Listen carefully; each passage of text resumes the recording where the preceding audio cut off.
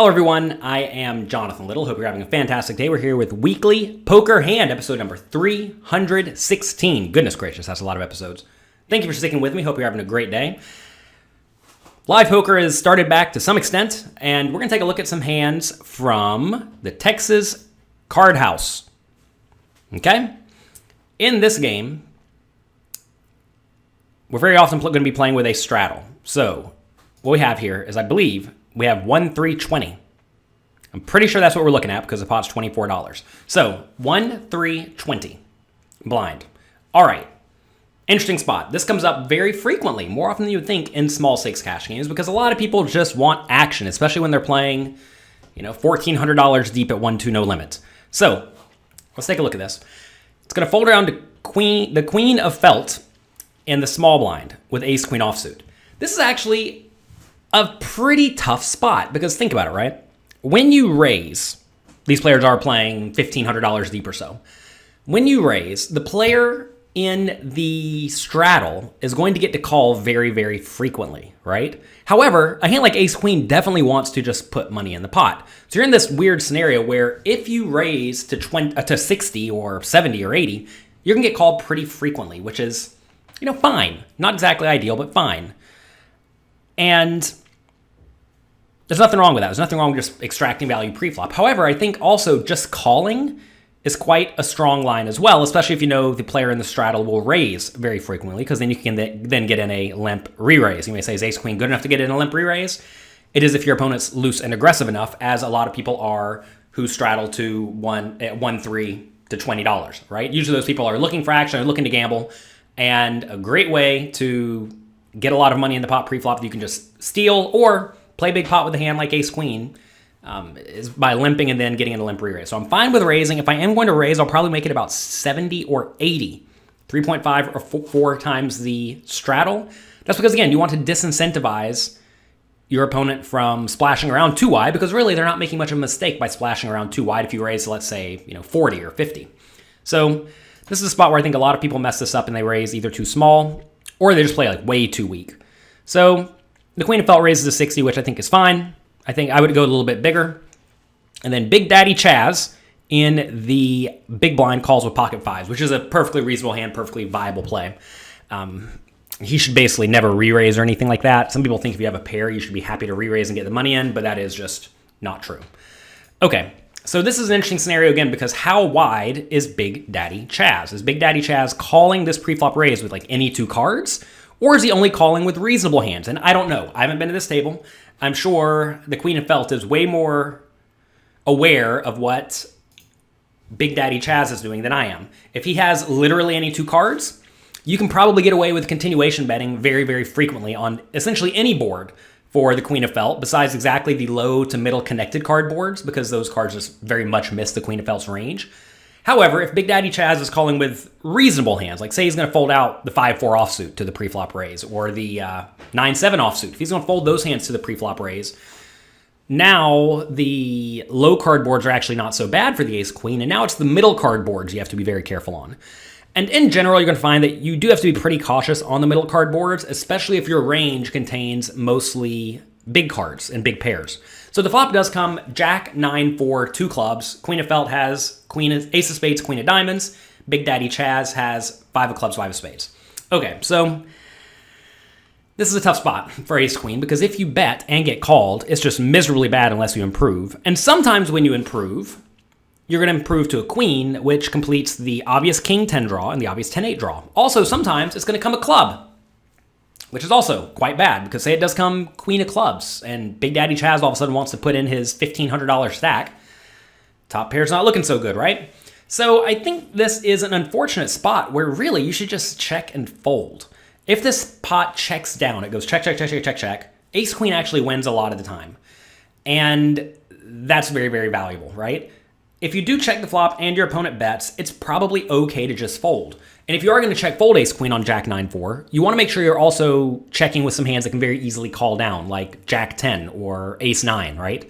These are hands that would love to check, love to call a bet, and love to keep the pot manageable and keep your opponent in with a lot of bluffs. And in this scenario, I can guarantee a Big Daddy Chaz's range is not tight. It's either reasonable with mostly good big card hands, or good big and middle card hands, or it's going to be just like very wide, right? So against that range is always going to contain at least some number of potential bluffs. Usually people who straddle to 20 are willing to bluff. So for that reason, I think you do want to do a whole lot of checking from out of position in this scenario. And when you are playing very deep stacked, out of position facing a straddle, where you don't exactly know how they're going to play, very often you just want to protect your range by checking with a lot of reasonably strong marginal made hands. And to be fair, with this ace queen, maybe you could even check call one flop bet and then fold it to the turn. I think that's perfectly fine. And in this scenario, you probably just want to be betting very polarized with your best made hand, maybe like king, jack, and better on jack 9-4, and then with some draws. And also, you could even check stuff like the nut flush draw here, king eye flush draw here. I think that's fine, looking to check call as well. So anyway, you can also check raise. I think that's reasonable. In this scenario, pot's $123. Queen of felt bets 60. And now over to pocket fives. Interesting scenario with fives. I think you probably just need to call. This, again, so thinking about this from his point of view, the jack 9-4 board should connect decently well with the queen of felt if she's raising just good big card hands, right? At the same time, though, she could easily have ace king, ace 10, king queen, etc. And some of those are just going to end up check folding on the turn. And you just have the best hand a decent amount of the time. Also, every once in a while, if she bets the flop with like sevens and you call and the turn is some card and she checks, you can sometimes pick up the pot with a turn bet. So I think it's a pretty mandatory call, getting 3-to-1 pot odds. You're not thinking I'm going to improve 25%, or you're not thinking I have the best hand necessarily too often, but when it checks down, you win a ton. And when she checks the turn, you can sometimes even put in a bet and just win the pot a lot of the time and push her off equity. So turn comes a 4. So jack 9-4-4, queen of felt checks to Big Daddy Chaz. So what should you do in Big Daddy Chaz's shoes here on jack 9-4-4? Well, your range at this point to call the flop bet's going to be a lot of pairs and better, and then also draws. So in this spot, you probably want to be betting.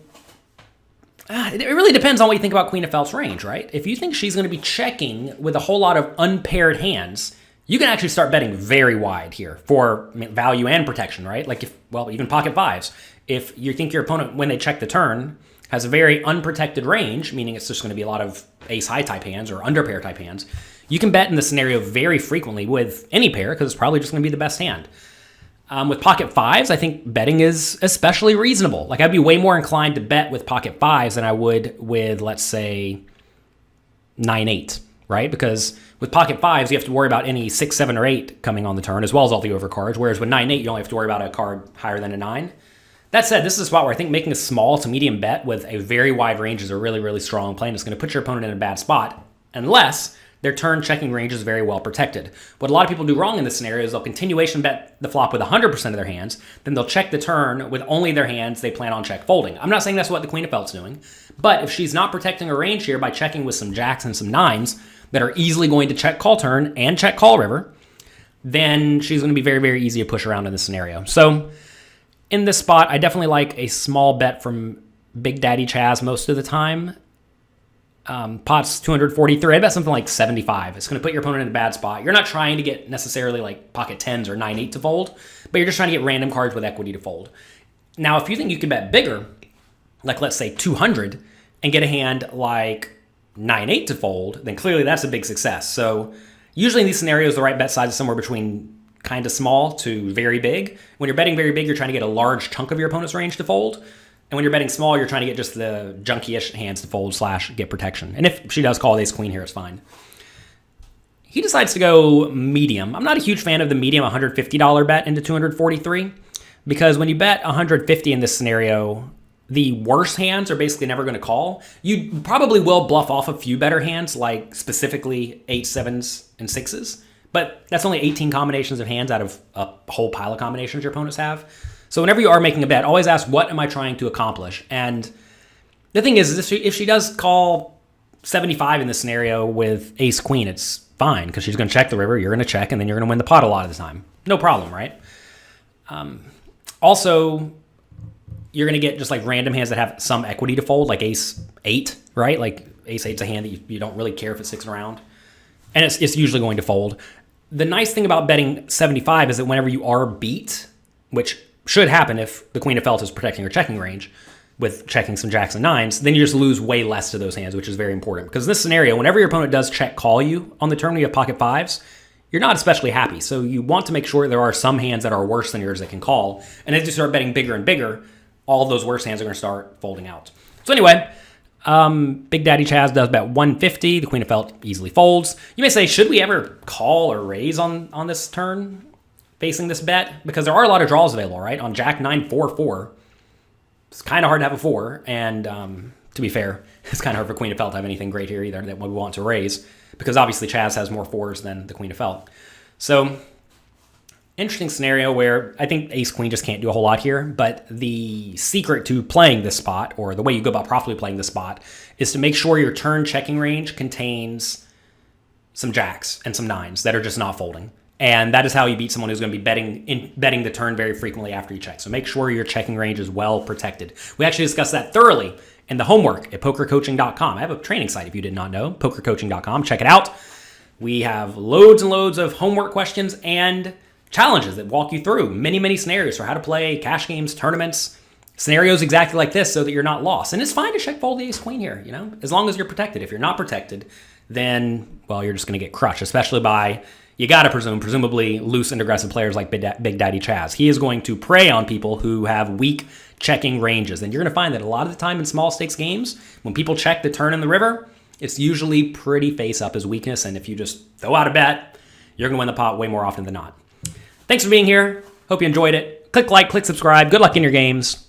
And I'll talk to you next time.